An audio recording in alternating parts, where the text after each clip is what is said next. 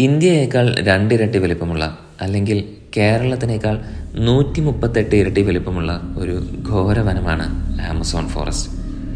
6437 kilometre നീളമുള്ള ഈ നദിയിലൂടെ ഒഴുകുന്നത് ലോകത്തിലെ ഏറ്റവും വലിയ നദികളുടെ ലിസ്റ്റിലെ അവസാനത്തെ 10 നദികളിലൂടെ ഒഴുകുന്ന അത്രയും ജലമാണ്. പക്ഷേ ഇത്രയും വലിയ ഈ നദിക്ക് കുറുകെ ഒരു പാലം പോലും ഇതുവരെ നിർമ്മിക്കപ്പെട്ടിട്ടില്ല. അനാക്കോണ്ടകളും പിരാനകളും ഒക്കെ വിഹരിക്കുന്ന ഈ നദിക്ക് കുറുകെ എന്തുകൊണ്ടാണ് ആരും ഒരു പാലം പോലും നിർമ്മിക്കാത്തതെന്നാണ് ഇന്നത്തെ ഈ വീഡിയോയിലൂടെ നമ്മൾ നോക്കാം നമുക്ക് വിശദമായി. ആമസോൺ റിവറിൽ ഒരു പാലം പോലും വരാത്തതിൻ്റെ ആദ്യ കാരണം അവിടുത്തെ കാലാവസ്ഥയാണ്. ആമസോൺ ഫോറസ്റ്റ് എന്നത് ഒരു മഴക്കാടാണെന്ന് എല്ലാവർക്കും അറിയാവുന്നതാണല്ലോ. മിക്കവാറും പെരുമഴ പെയ്യുന്നതിനാൽ തന്നെ ആമസോൺ റിവറിലെ ജലം ഒരു നിശ്ചിത അളവിൽ മാത്രമേ ഒഴുകൂ എന്ന് ആർക്കും പറയാൻ കഴിയില്ല. വേനൽക്കാലത്ത് ആമസോൺ റിവറിൻ്റെ വലിപ്പം 1,10,000 ചതുരശ്ര കിലോമീറ്റർ ആണെങ്കിൽ മഴക്കാലത്ത് അത് 3,50,000 ചതുരശ്ര കിലോമീറ്റർ വരെ കൂടാറുണ്ട്. ആ സമയങ്ങളിൽ ഈ നദിയുടെ വീതി ഏകദേശം 40 കിലോമീറ്റർ വരെ ആവാറുണ്ട്. അതുകൊണ്ട് തന്നെ ഒരു നിശ്ചിത ഉയരത്തിൽ അവിടെ ഒരു പാലം ഉണ്ടാക്കാൻ കഴിയില്ല. അല്ലെങ്കിൽ ഓരോ മഴ കഴിയുമ്പോഴും അവിടെ പാലം മാറ്റി പണിയേണ്ടി വരും. ഇനി രണ്ടാമത്തെ കാരണം, 2016 ഒരു ഫോട്ടോഗ്രാഫർ ആമസോൺ ഫോറസ്റ്റിന് മുകളിലൂടെ ഹെലികോപ്റ്ററിൽ നിന്നെടുത്ത ചിത്രങ്ങൾ എല്ലാവരെയും അമ്പരപ്പിക്കുന്നതായിരുന്നു.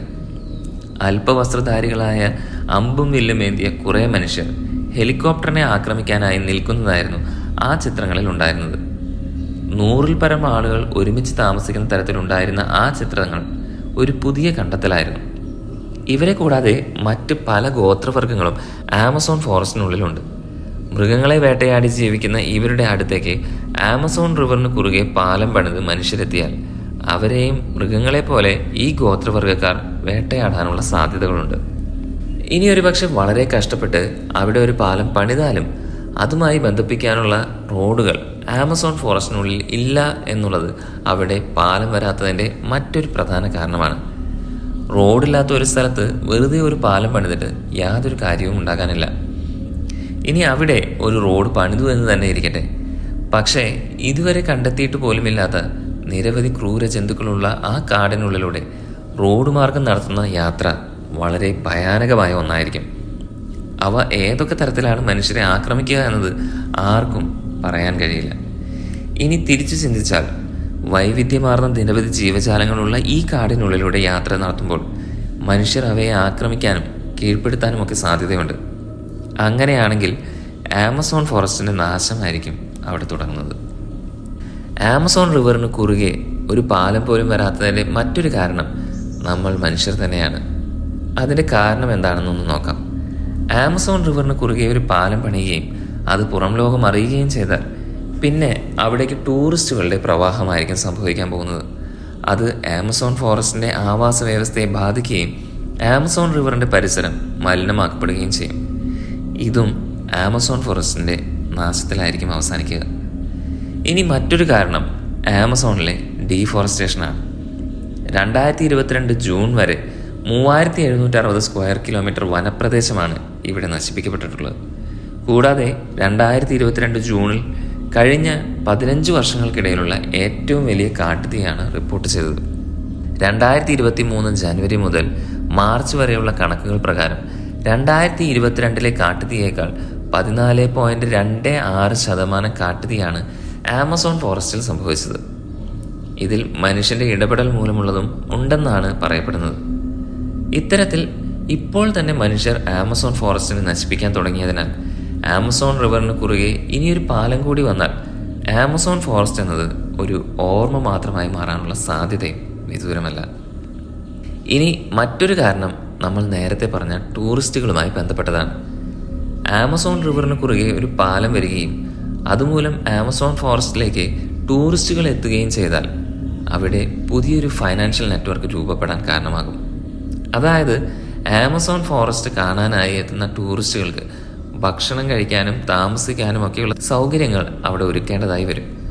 തന്മൂലം ആമസോൺ കാടുകൾ വലിയ ഹോട്ടലുകളുടെയും റിസോർട്ടുകളുടെയും ഒക്കെ വലിയ ബിസിനസ് കേന്ദ്രങ്ങളായി മാറാൻ അധികം താമസം വേണ്ടിവരില്ല.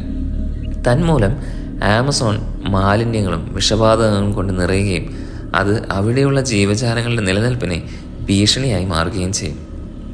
ആമസോൺ റിവറിന് കുറുകെ പാലം വരാത്തതിൻ്റെ മറ്റൊരു കാരണം വളരെ സിമ്പിളാണ്. അതായത് ഒരു പാലം പണിയുന്നതിന് വേണ്ടിയുള്ള സാധന സാമഗ്രികൾ ഈ വനത്തിനുള്ളിലേക്ക് കൊണ്ടുവരിക എന്നുള്ളത് വളരെ ശ്രമകരമായ ഒന്നാണ്. ആമസോൺ നദിയുടെ തീരങ്ങൾ ചതുപ്പുകളാൽ നിറഞ്ഞതായതുകൊണ്ട് തന്നെ പാലത്തിന് വേണ്ടിയുള്ള ഫില്ലറുകൾ അവിടെ നിർമ്മിക്കുക എന്നുള്ളത് അസാധ്യമായ മറ്റൊരു കാര്യമാണ്. മാത്രമല്ല, ഇത്രയും കഷ്ടതകൾ സഹിച്ച് ആമസോൺ നദിക്ക് കുറുകെ ഒരു പാലം പണിതുകൊണ്ട് മനുഷ്യർക്ക് വലിയ ഗുണങ്ങളൊന്നും ഉണ്ടാകില്ല എന്നുള്ളതുകൊണ്ട് ഇത്തരത്തിൽ ഒരു പാലം നിർമ്മിക്കുന്നത് ഒരു വലിയ മണ്ടത്തരം കൂടിയാണ്. ഒരു നദിയുടെ ഇരുഭാഗത്തുമുള്ള ജനവാസ കേന്ദ്രങ്ങളെ തമ്മിൽ ബന്ധിപ്പിക്കുന്നതിന് വേണ്ടിയാണല്ലോ സാധാരണഗതിയായി നദിക്ക് കുറുകെ പാലങ്ങൾ പണിയുന്നത്. അങ്ങനെ നോക്കുകയാണെങ്കിൽ ആമസോൺ നദിയുടെ ഇരുഭാഗത്തുമായി താമസിക്കുന്ന ആളുകൾ വളരെ നന്നായി തന്നെ ഇപ്പോൾ ആമസോൺ നദിയിലൂടെ സഞ്ചരിക്കുന്നുണ്ട്. യഥാർത്ഥത്തിൽ അവർക്കൊരു പാലത്തിൻ്റെ ആവശ്യം ഇല്ല എന്നുള്ളതാണ് സത്യം. ചുരുക്കി പറഞ്ഞാൽ ആമസോൺ നദിക്ക് കുറുകെ ഒരു പാലത്തിൻ്റെ ആവശ്യം യഥാർത്ഥത്തിലില്ല. പക്ഷെ ഭാവിയിൽ ആമസോൺ കാടുകൾക്കുള്ളിൽ റോഡുകളോ ആമസോൺ നദിക്ക് കുറുകെ പാലങ്ങളോ നിർമ്മിക്കപ്പെടുമോ എന്നുള്ളത് നമുക്ക് കണ്ടു തന്നെ അറിയണം. അപ്പോൾ ഇന്നത്തെ വീഡിയോ നിങ്ങൾക്ക് ഒരുപാട് ഇഷ്ടപ്പെട്ടു എന്ന് ഞാൻ വിശ്വസിക്കുന്നു. അടുത്ത വീഡിയോയിൽ വീണ്ടും കാണുന്നവരെ ബൈ.